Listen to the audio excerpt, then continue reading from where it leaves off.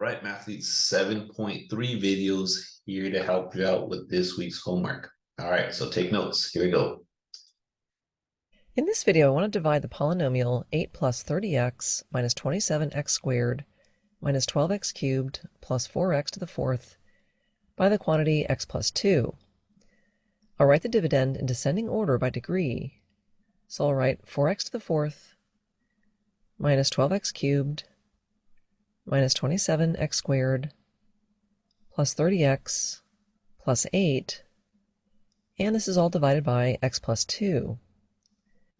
I'm going to divide in much the same way as we divide whole numbers.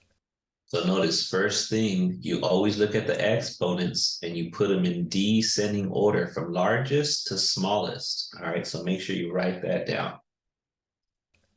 Suppose that we divide 5062 by 4. With division of whole numbers, we would divide the leading digit in the dividend by the leading digit in the divisor. So 4 divides into 5 a maximum of 1 time, and I place 1 in the quotient. I want to do the same thing with the polynomials. I divide 4x to the fourth power by x. This gives me 4x cubed. So again, what they did is they took the first term here, the 4x to the fourth, and divided it by the first term of the divisor, which is the x. All right, so it's always the first term and the first term when you're doing this division. All right, so make sure you write that down. So I write 4x cubed in the quotient. The next thing we do is multiply the term in the quotient by the divisor. So I'll multiply 4x cubed by x plus 2. We have 4x to the fourth plus 8x cubed. And then we subtract. To subtract an expression with multiple terms, I'm going to use parentheses so that I remember to apply the distributive property. So 4x to the fourth minus 4x to the fourth is 0, and negative 12x cubed minus 8x cubed is negative 20x cubed. I'll bring down the term in the next column. This is negative 27x squared, and I'll repeat this process. I'll divide the leading term, negative 20x cubed, by x to get negative 20x squared, and I'll write this in the quotient. I'll multiply negative 20x. Again, after you multiply, don't forget, that's what goes here. But then since you're subtracting, these signs are going to change. So that 8 became negative, just in case you were wondering where that negative 20 came from. Okay, so after you distribute, you're going to subtract whatever you get. 20x squared by the divisor x plus 2 to get negative 20x cubed minus 40x squared. I'll enclose this in parentheses and subtract. Now subtracting is the same as adding the opposite, so I can change the signs and then add. And we have 13x squared. If something doesn't cancel out, that's how you know you made a mistake. These two should always cancel. These two should always cancel. The next step, you'll see them always cancel. So since this is your next leading term, this is what you're going to divide by the x. All right, so it's always, so notice this was our leading term in the last step. So that's what you divided by x. So again, all these little details, make sure you got them down. I'll bring down the term 30x, and I'll repeat the process. 13x squared divided by x is 13x, and I'll multiply 13x by the divisor to get 13x squared plus 26x. I'll subtract, and we have 4x. I'll bring down the next term in the dividend, which is 8. Then 4x divided by x is 4. I'll write this in the quotient, and then I'll multiply 4 times the divisor to get 4x plus 8.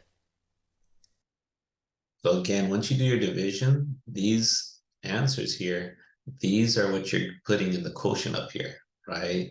And it does, notice if this is where my x cubed is, she just lines everything up, right? Just so it could be nice and organized. Whatever you get here in the quotient, that's what you end up multiplying by. So if you're wondering where these numbers are coming from, that's 4 times x gave me 4x. 4 times the 2 gave me the 8. So whatever's up here ends up being multiplied by the divisor out here. All right. So again, make sure you get all these little details down. When I subtract, I get a remainder of 0. At this point, I want to identify the pieces of this problem. The dividend is the polynomial being divided, which is 4x to the fourth minus 12x cubed minus 27x squared. All right. So make sure you got these names down. The dividend, right? That's what's being divided. That's right there. Plus 30x plus 8. I'm going to call this f of x. The divisor is x plus 2. I'm going to call this d of x. So that's our divisor, what you're dividing by.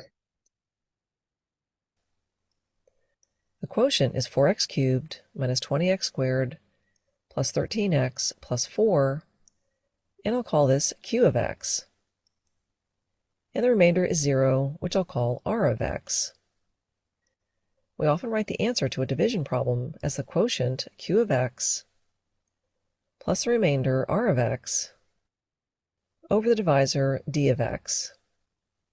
So notice how that d of x is on the bottom. So whatever you get for your remainder, that's what goes on top. In this case, it's 0, so that would totally disappear. And then your divisor, right, this x plus 2, that's what you would write on the bottom. But since you don't have a remainder, this part you could totally leave out. So in this case, we have 4x cubed minus 20x squared plus 13x plus 4 plus 0 all over x plus 2. And because the remainder is 0, we can leave off the second term. All right, so this is our first video to help us with getting our intro of how to divide using logarithm. All right, but we're going to build on this. All right, so we got another video. All right, so make sure if you have any questions to this, you ask me. All right, so let's get to our next example here. All right, so now let's see what happens when one of our terms are missing. One of our terms is missing. Let's take a look. In this video, we'll divide 5y squared plus 2y cubed minus 1 by the quantity 2y plus 1. Since the divisor has more than one term, I'll use long division. When I set up the long division, I'm going to write the dividend in descending order and leave space for missing powers of y. We have 2y cubed plus 5y squared plus 0y minus 1, all divided by 2y plus 1. I need to multiply 2y by y squared to make 2y cubed. Now, y squared times 2y is 2y cubed, and y squared times 1 is y squared. I'll draw a line and subtract, and to subtract, I'll add the opposite of each term by changing the signs and adding. Combining like terms, we have 4y squared. Then I'll bring down the next column. At this point, I need to multiply 2y by 2y to make 4y squared. So 2y times 2y is 4y squared, and 2y times 1 is 2y. I'll draw a line and subtract, and I'll do this by changing the signs and adding the opposite. And again, what I like happening here is what I tell my students is go ahead and use a different color so that you know that you change the signs. Because if you're doing it all in the same color later on, it's easy to forget if you change these signs or not. So I like how she's using red. And then again, the big note, don't just copy what she has here, but you need this placeholder. So notice the y term was missing because you always go from biggest exponent down. Since there was no y term, this was a placeholder. So we put a 0 in front of there. So all those little details in your notes help tremendously. Adding like terms, I have negative 2y and I'll bring down the next column. Now I need to multiply 2y times negative 1 to make negative 2y. So negative 1 times 2y is negative 2y, and negative 1 times 1 is negative 1. I'll draw the line and subtract. Combining like terms, we see that the remainder is 0. So the quotient is y squared plus 2y minus 1.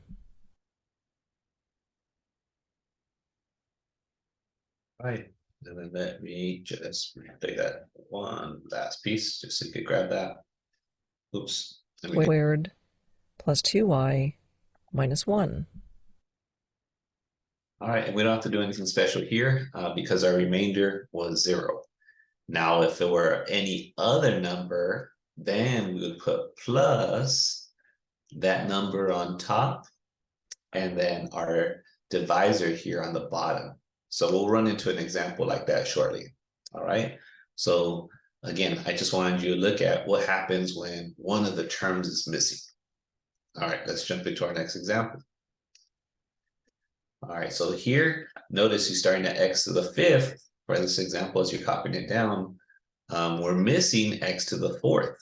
All right, so take a note of that. So here, what we're going to dive into is something called synthetic division. All right, so make sure that you highlight that, synthetic division. All right, here we go. In this video, I'm going to use synthetic division to divide 2x to the 5th power plus x cubed minus 54x squared minus 3 by the quantity x minus 3. The divisor is in the form x minus c, where c equals 3. So I'll write 3 with a small line segment to its right and underneath. Then I'll write the coefficients of the dividend in descending order. I have 2, 0, 1, negative 54, 0, and negative 3. Notice that I inserted zeros for the coefficients of missing powers of x. All right. So a few notes here. Always change the sign of this right here, since we have x minus 3.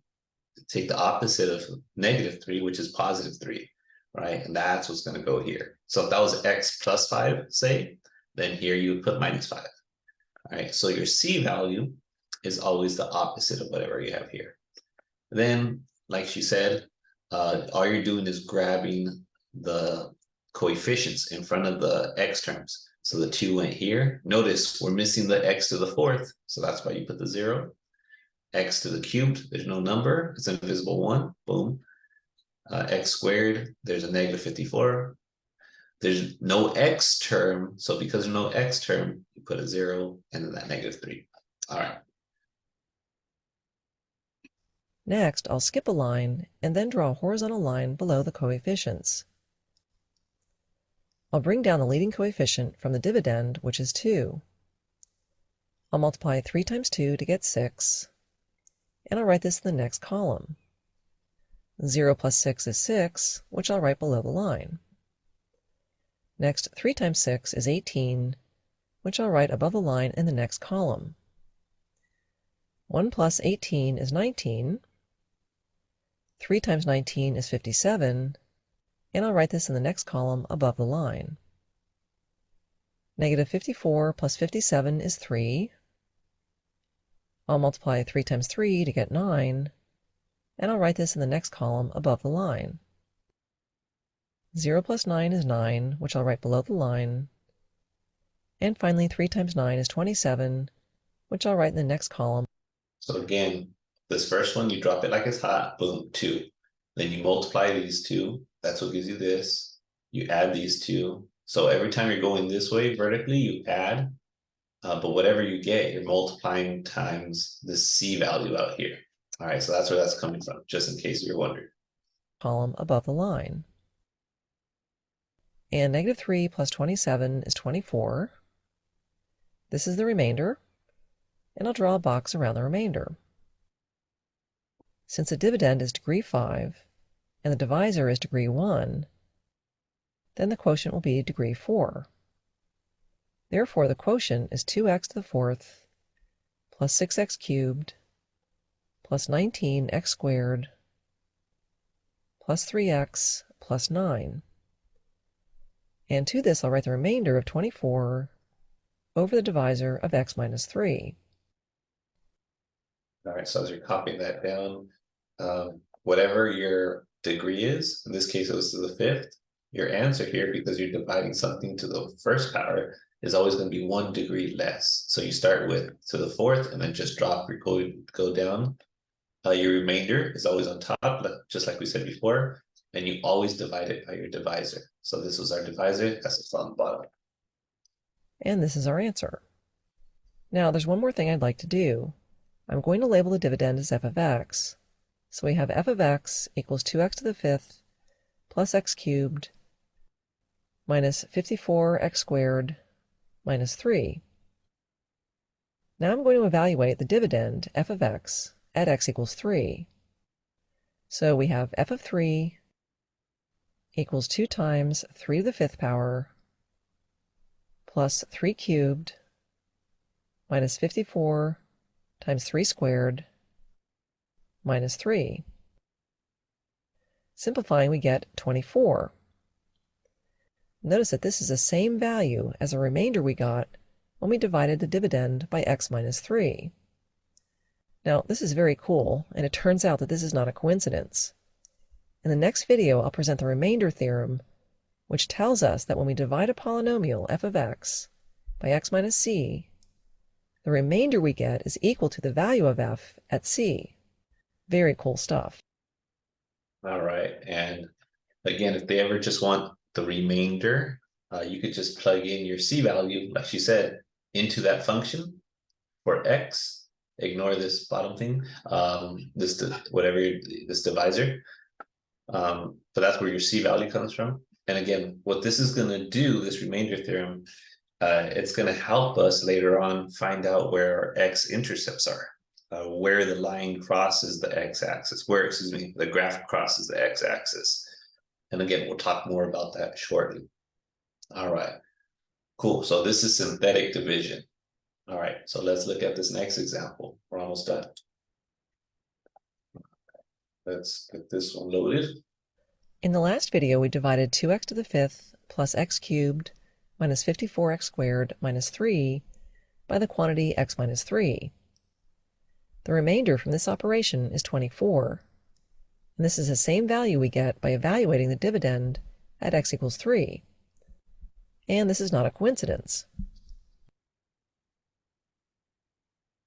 Suppose that we let f of x represent a polynomial and we divide by x minus c. I'll call a quotient q of x. Furthermore, since the divisor is linear, which is first degree, then the remainder must be 1 degree less, which means that the remainder is a constant. And I'll call the remainder r. By the division algorithm, we have that f of x equals a divisor x minus c times the quotient q of x plus r. If we evaluate f at c, we have the quantity c minus c times q of c plus r. Well, the quantity c minus c equals 0, so f of c equals 0 times q of c plus r. So f evaluated at c equals r. And this is a very neat result. So this is just a little proof of why, and what the remainder theorem says. All right, but let's figure out how to use this. All right, so that's what we're going to look at right now. This tells us that the polynomial f, evaluated at c, is the same as the remainder we get when we divide f of x by x minus c. This is formally stated as the remainder theorem. So let's do an example. We have h of x equals 5x cubed minus 4x squared minus 15x plus 12. We want to use the remainder theorem to evaluate h for several values of x. First, we'll evaluate h of 1. The value of h of 1 is the same as the remainder we get if we divide h of x by x minus 1. So I'll set up the synthetic division. I'll bring down the leading coefficient in the dividend, which is 5. 1 times 5 is 5, and adding -4, we get 1. 1 times 1 is 1, and adding -15 gives us -14. -14 times 1 is -14, and adding 12, we get a remainder of -2. So h of 1 equals a remainder, which is -2. Next, I'll evaluate h of 4/5. I'll set up the synthetic division. I'll bring down the leading coefficient, 5. 4/5 times 5 is 4. -4 plus 4 is 0. 4/5 times 0 is 0. -15 plus 0 is -15. I'll multiply by 4/5, and we get -12. And adding this to +12 gives us a remainder of 0. So h of 4/5 is 0. Next, I'll evaluate h at the square root of 3. I'll set up the synthetic division. I'll bring down the leading coefficient, 5. I'll multiply, and we have 5 times the square root of 3. I'll add this to -4. And below the line, we have -4 plus 5 times the square root of 3. I'll multiply this binomial by the square root of 3, and I'll do this off to the side so that we can easily follow the distributive property. We have -4 times the square root of 3 plus the square root of 3 times 5 times the square root of 3. This is 5 times 3, which is 15.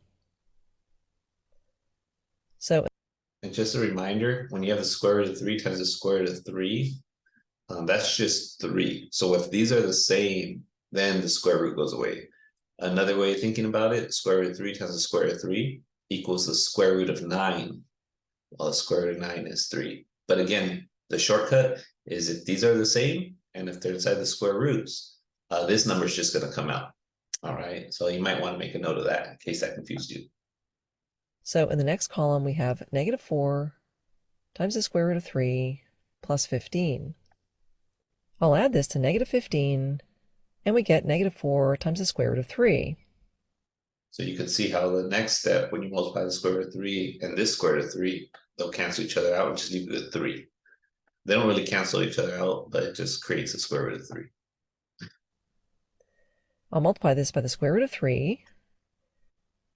So we have the square root of 3 times -4 times the square root of 3. This is -4 times 3, which is -12. Adding this to +12, we get 0. So the remainder is 0, and this means that h of the square root of 3 is 0. Finally, I'll evaluate h of -1.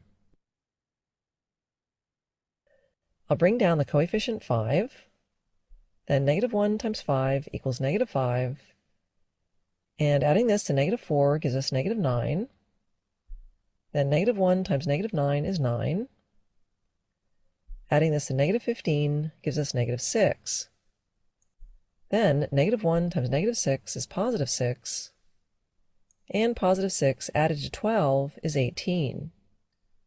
So the remainder is 18. This means that h of -1 equals 18. All right, so there's your remainder theorem on how to evaluate h when they give you an input. All right, so for our last video here, what happens when we get these imaginary numbers? All right, and one thing, let me write on here, let me type it right here as a reminder. Whenever you have I squared, I raised to the second power, that equals -1. So write that down. That's the definition we're going to be using, all right? So, and you should have seen that in your notes in this chapter, if you read this chapter. So I squared equals -1. And we're going to be using that fact. All right, so let me get rid of that. All right, so here we go. So we're going to use that remainder theorem, but now we have these imaginary numbers.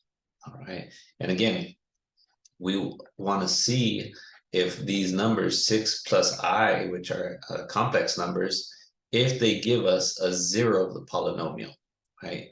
Are they a zero of the polynomial?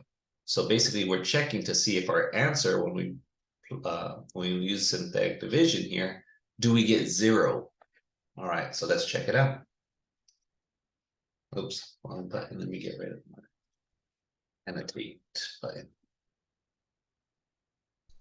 So in our first example, we have g of x equals x cubed minus 11x squared plus 25x plus 37. We want to find if the number c equals 6 plus I is a zero of the polynomial. Well, a number c is a zero of g of x if g of c equals 0. So I'll evaluate g of 6 plus I by using synthetic division and the remainder theorem. I'll set up the synthetic division. I'll write 6 plus I, and then to the right I'll write the coefficients 1, negative 11, 25, and 37. I'll bring down the leading coefficient of the dividend, which is 1. Then 1 times 6 plus I is 6 plus I, which I'll write in the next column. To add complex numbers, recall that we add the real parts and we add the imaginary parts. So we have negative 5 plus I. Now I need to multiply 6 plus I times negative 5 plus I. I'll do that off to the right. 6 times negative 5 is negative 30, plus 6I minus 5I plus I squared. The value I squared is negative 1, so we have negative 31 plus I. Again, I squared is negative 1, so just make sure you have that somewhere clear, all right? I'll add this to 25, and we get negative 6 plus I. So all they did, if you're wondering where this came from, negative 30 plus negative 1, that gives us negative 31. And you combine like terms here, 6I minus 5I, that gives us 1I. So this is going to go right here. And then you're going to see that 25 minus 31 is going to give us negative 6. All right, you'll see that right here. Now we'll multiply 6 plus I times negative 6 plus I.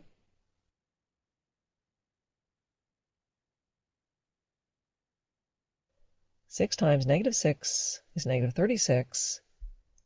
And to this we add 6I minus 6I plus I squared. And here you're going to see the 6 i's, positive and negative, cancel each other out. And once again, whenever you see I squared, just pretend this is a negative 1. So negative 36 plus negative 1 is going to give us a negative 37, which is going to go right here. Since I squared is negative 1, we have negative 37 plus 0, which is negative 37. And I'll add positive 37 to get a remainder of 0. All right, and remember what we're looking for. We're trying to see, is this C value, the 6 plus I, is this a zero of the polynomial? And because of our remainder theorem, right, for our remainder, we got 0. So that tells us that wherever you see x, right, if you were to plug this in, 6 plus I right there, 6 plus I right there, 6 plus I right there, this would give us 0. All right. So we would say, yes, this is a 0. Since the remainder is 0, then g evaluated at 6 plus I equals 0, which by definition tells us that 6 plus I is a zero of the polynomial.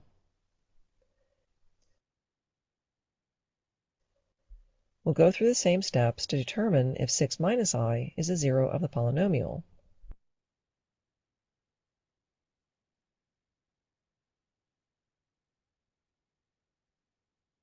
One times 6 minus I is 6 minus I. I'll add negative 11 to this, and we get negative 5 minus I. Now I need to multiply 6 minus I times negative 5 minus I.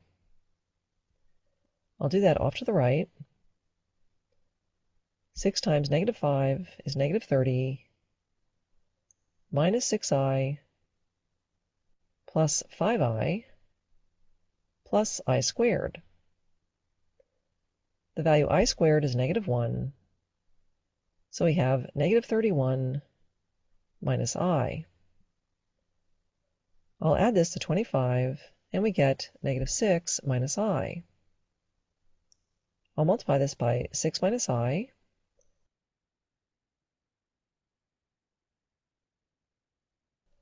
and we get -36 minus 6i plus 6i plus I squared. I know it's going kind of fast, but remember, all she's doing, whatever you get down here, you multiply, right? And then so after you distribute, you clean up these terms, you combine like terms. Don't forget I squared is -1, right? When you go this way, you're adding. So 25 minus 31, that's what gave us that -6. So this right here, boom, this is what you're multiplying times our C value. So when you multiply, boom, boom, this is all that's going on. All right. And she's doing it kind of fast. But again, you can just stop the video, rewind. But again, don't get confused because she's going fast. All she's doing is adding and multiplying, adding and multiplying. This simplifies to -37, and once again the remainder is 0. This means that g evaluated at 6 minus I is also 0. And by definition, 6 minus I is a 0 of the polynomial. Now, later in the text, we're going to learn that if a polynomial, such as g of x given here, has real coefficients, then if an imaginary number, a plus bi, is a 0 of g of x, then so is its conjugate, a minus bi. And all that means is that if one of, say here you have 6 minus I, if that's a 0, then the conjugate just means that you change that minus sign to a plus sign. So that sign in the middle is the opposite. That's the conjugate. And if one of them is a 0, then you automatically know, because of a rule we're going to look at, that the conjugate is a 0. So by changing the sign would also give you a 0. And that's going to save you some time. All right, mathletes. So I hope this helps you on your homework. All right, we're looking at section 7.3, long division, synthetic division, and the remainder theorem. All right, mathletes. Have a wonderful day. We'll see you in the next video. Peace.